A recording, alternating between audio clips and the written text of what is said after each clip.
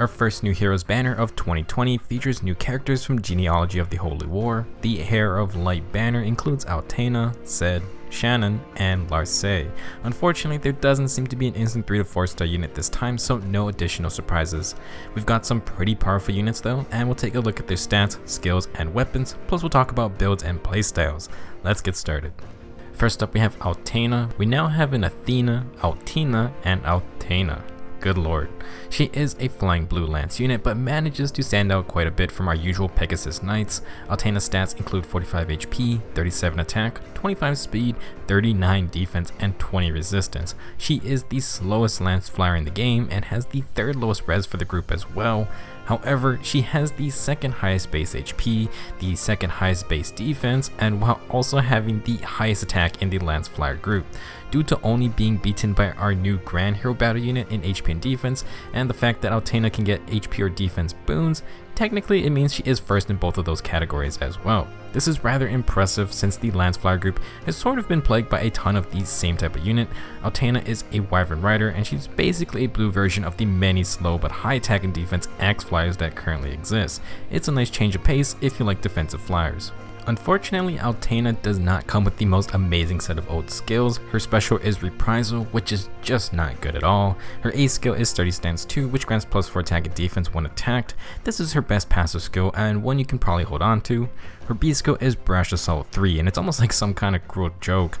Surely a Brash Assault 4 could have happened, but since there are very little uses for this skill in the B slot, the fact that Brash Assault has not appeared on a new unit since Selef, who was literally on the first new banner after the game's launch, should tell you something. Luckily, Altena has a great unique weapon called the Earthly Gaybogue. This 16 might lance grants +3 defense, so Altena already has 42 defense. Pretty damn nice. If Altena fights a non-flying enemy, she will inflict -5 attack and defense on them, and ultra neutralize any attack and defense field buffs on them too.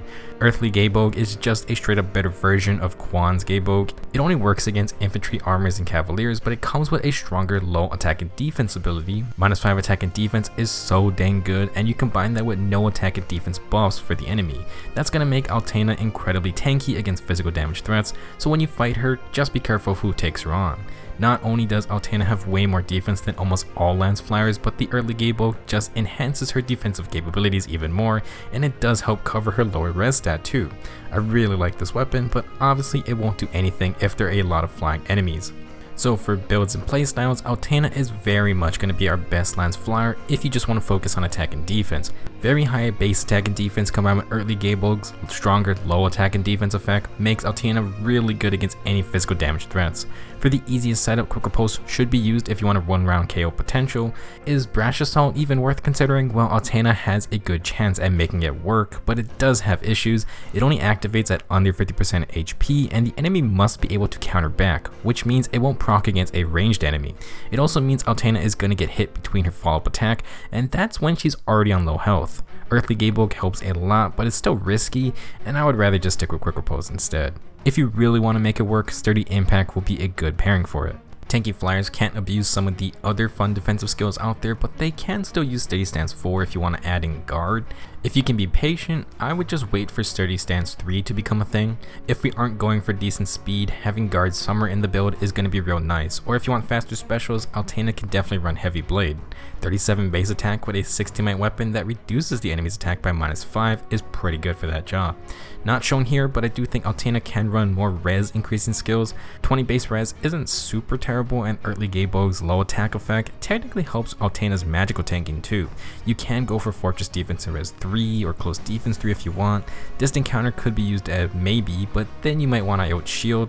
Personally, I'm not a fan of sacrificing a slot just to stop archers when I could use another unit, but if you're running a Flyer Emblem team, maybe that's all you got. Anyway you slice it, Altena with just Earthly Gaybogue is in a good spot if you want a high defense blue flyer. She can make good use of simple builds like Quick Riposte with close defense, or you can go all out with a tier 4 stance skill. Definitely not a flashy unit, but sometimes all you need is a solid tank. Our next unit is Zed, and he's going to be a green infantry mage. Zed has some very impressive offensive stats with 37 HP, 35 attack, 39 speed, 19 defense, and 31 resistance. He is blazing fast, tying Thrasier for fastest green mage in the game if you're just looking at base stats. His 31 res isn't bad either, but his defensive bulk is a little low, so you do need to be careful of that.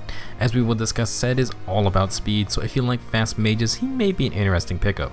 For old skills, Sed comes with Luna as his special, nothing wrong with that. His C skill is Pulse Smoke, and this inflicts -1 special cooldown on his target and all foes within 2 spaces. Very annoying ability.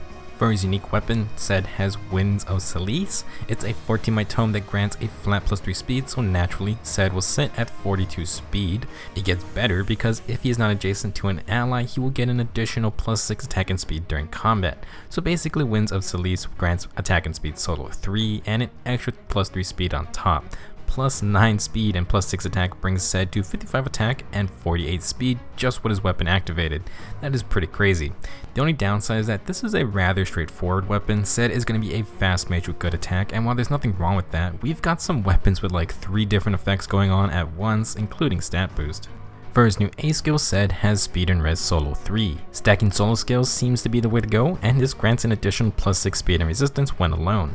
We've gotten a ton of solo skills by now. They are great on attacking units since generally moving to make an attack leaves a unit alone, so it's easy to activate the solo skill.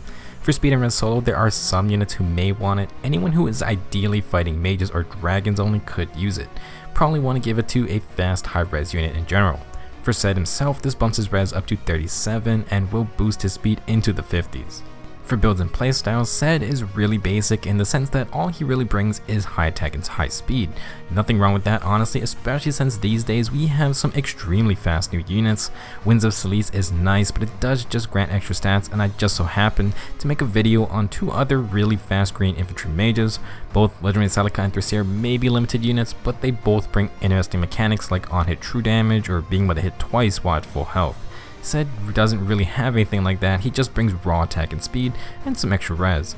Honestly, to me, if you're going to use Sed, it's probably best to treat him as your answer to outspeed even the fastest units in the game. If you need someone who can just hit 50+ speed to deal with all those close call Myrmidons, then maybe Sed can help you out. Does suck that he is green and all the fast sword units are red, but generally have lower res, and with a special proc, maybe Sed can still kill them. For builds, this guy can run so many different things, but he probably wants to be offensive since his tome won't work if he's standing next to an ally. That means you can go for no follow-up to not be stopped by wary fighter type skills or follow the other fast mage builds. Can't really go wrong with Desperation. 9 extra speed from his weapon is exactly what Desperation wants. Flashing Blade is a great A skill or Sacred Seal choice, since Sed doesn't really need speed and res solo since he's so dang fast just with Winds of Salice. If you want to go full speed base, then you have attack and speed solo or Swift Sparrow. Maybe in the future a close call type skill might release for fast range units, and Sed would then have a more unique role. It's just at the moment without any speed based skills like specials with damage based off of speed or damage reduction based off speed. Sed has that issue of having too much speed where it doesn't really do anything else. Of course, with the exception of the new skills like close call or the extremely fast units like our fancy sword masters, then for fighting those type of units, Sed can have a place. Depending on how things progress, maybe a simple high attack and speed unit like Sed will actually just be the new norm.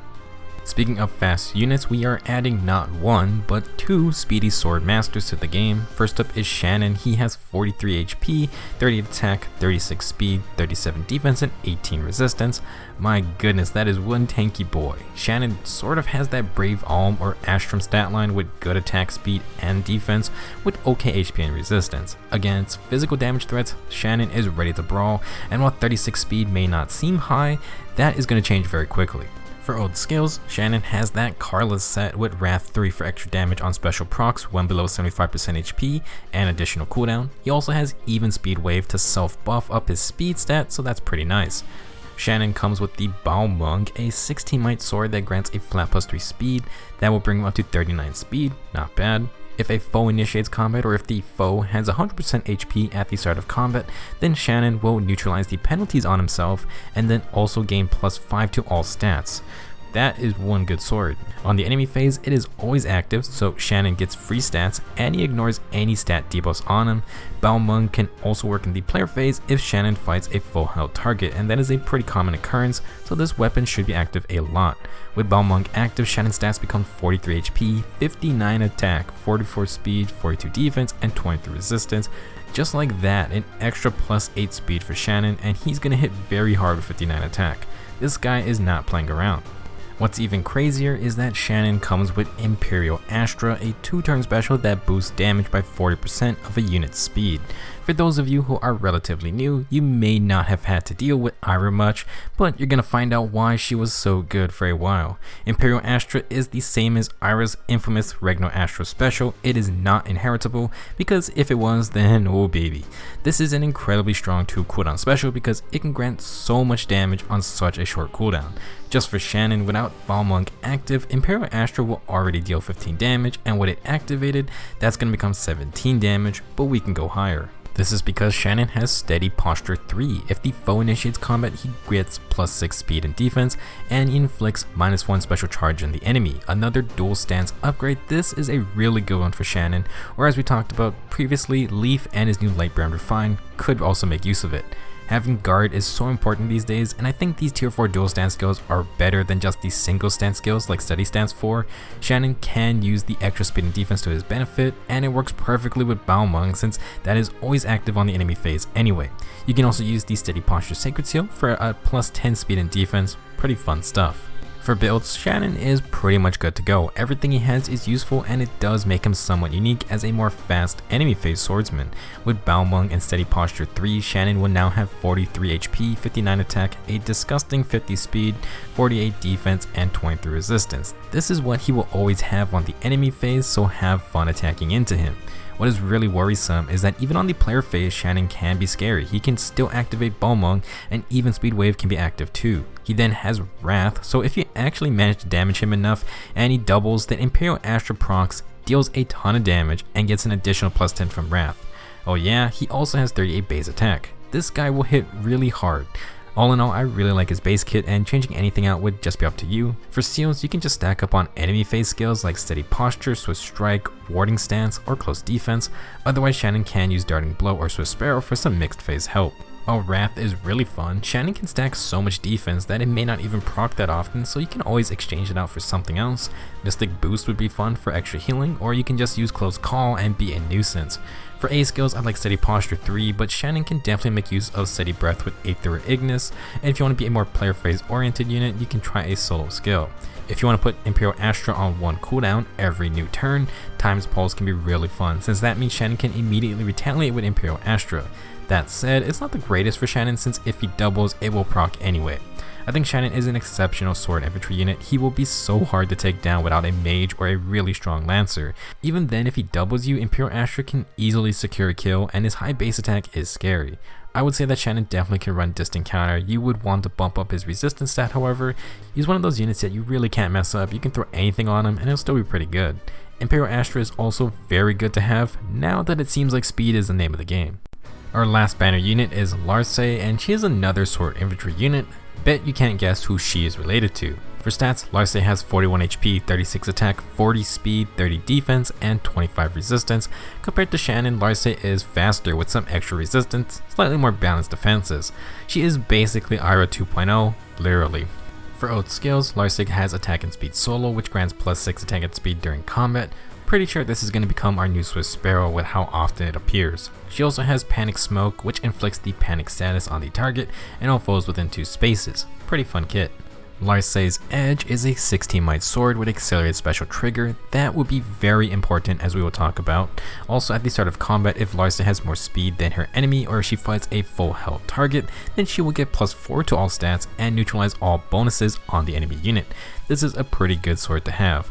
Faster specials, extra stats, and full buff neutralization is awesome. The speed check portion does happen before combat, so this will not include attack and speed solo, but that said, Larcei does come with a plus speed super boon, and that will be the boon to shoot for. Being able to also just fight a full health enemy is important since that is a common occurrence. With Larcei's Edge activated, she will have 41 HP, 56 attack, 44 speed, 34 defense, and 29 resistance. For her special, Larcei comes with the actual Regnal Astra special. It's not new, but it's been a while since it was introduced, and just like Shannan's Imperial Astra, it's a 2 cooldown special that boosts damage by 40% of Larcei's speed stat.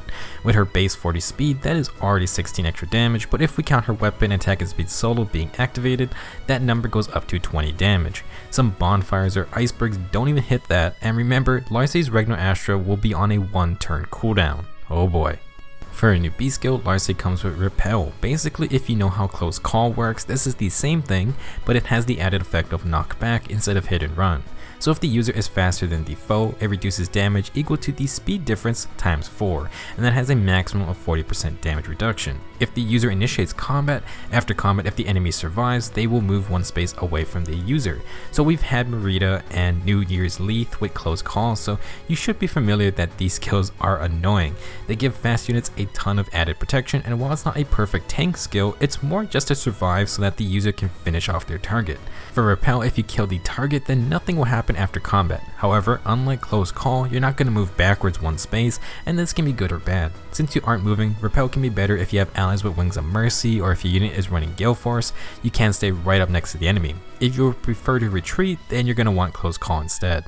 Back when Ira was still very popular, a lot of her builds evolved to using a Slaying Edge because the -1 special cooldown synergizes with Regnal Astra way too well. Putting it on a 1-turn cooldown makes that special so freaking strong, and Larcei's Edge does just that. Larcei can copy her mother's builds, and we'll talk about a couple right now. For her base kit, if you don't want to change anything, that's perfectly fine. Like Shannan, everything here is pretty dang good. Larcei can hit 50 speed herself, and with Repel, she can get damage reduction to continue fighting. If you want to have some fun, give her Quicken Pulse to pre-charge Regnal Astra. If Larcei initiates combat, she immediately fires off a potential 20+ damage special, and her own base attack isn't bad either. The real kicker is that if the enemy survives and counterattacks, that's going to recharge Regnal Astra, and should Larcei get a follow-up attack, that's another 20+ damage special. This is so dumb to face unless you have a really well-made tank. Another setup is Ira's set of Distant Counter plus Wrath 3. Basically, this is to screw over ranged units who attack her, because if they attack, Regnal Astra gets charged, and if they do enough damage, Wrath also activates, so Regnal Astra gets an additional +10 damage. Larcei even has okay defense and res, all things considered. You won't have a speed increasing A skill, but Larcei's Edge can grant bonus attack and speed, and then you can always use speed filled buffs or a complementary Sacred Seal. Brazen attack and speed may not be ideal for this DC set, but in general it could be good for Wrath, because on the next player phase, if Wrath is still activated, it ensures Regnal Astra recharges itself. That allows Larcei to initiate with a Regnal Astra with Wrath damage, and if you have Brazen attack and speed, that's another +7 attack with some bonus speed for Regnal Astra. Another build could be to use Time's Pulse to basically allow the Quicken Pulse build mentioned earlier to work every single player phase. If you don't need Quicken Pulse, we can just use Swift Sparrow for more damage and follow-up attacks. You can combine this with Wrath, but obviously Wrath doesn't offer protection like if you were using Repel. Larcei has to take a counterattack to get 2 Regnal Astras off. However, if you can somehow get Wrath activated and Larcei survives the counter, she can fire off 2 Regnal Astras, both with Wrath's +10 damage, and that is ridiculous. Another alternative is to just use no follow-up. See, you can stop this double Regnal Astra shenanigans with an ability that prevents follow-up attacks like Wary Fighter. But if Larcei uses no follow-up, that strategy goes out the window, and you basically have to match her speed, which is ranging in the mid-40s to 50s with minimal effort. No follow-up is like the equivalent to just yelling at the enemy to stop hiding and come on and fight her. It can screw up certain units, but then again, Repel works on everyone, so there are pros and cons. I'm sure there are other fun builds you can create as well, but these are just some you may encounter. Back in the day, Ira was just disgusting, and she still kinda is, so we'll see how 2 more Regnal Astra users fare in today's game.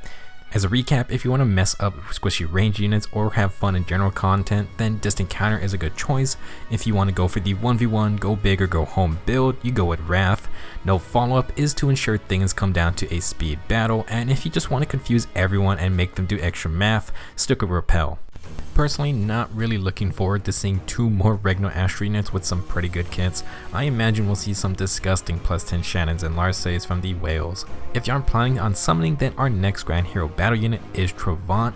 He is a bit similar to Altena stat-wise and is another Lance Flyer, but he doesn't exactly have a great weapon, so yeah, we'll talk about him in a couple days. Let me know your thoughts on any of our new units in this banner and what you plan to do with them. Thanks for watching, I'll see you guys next time. Huh? You will back down. It's over for you! Undone.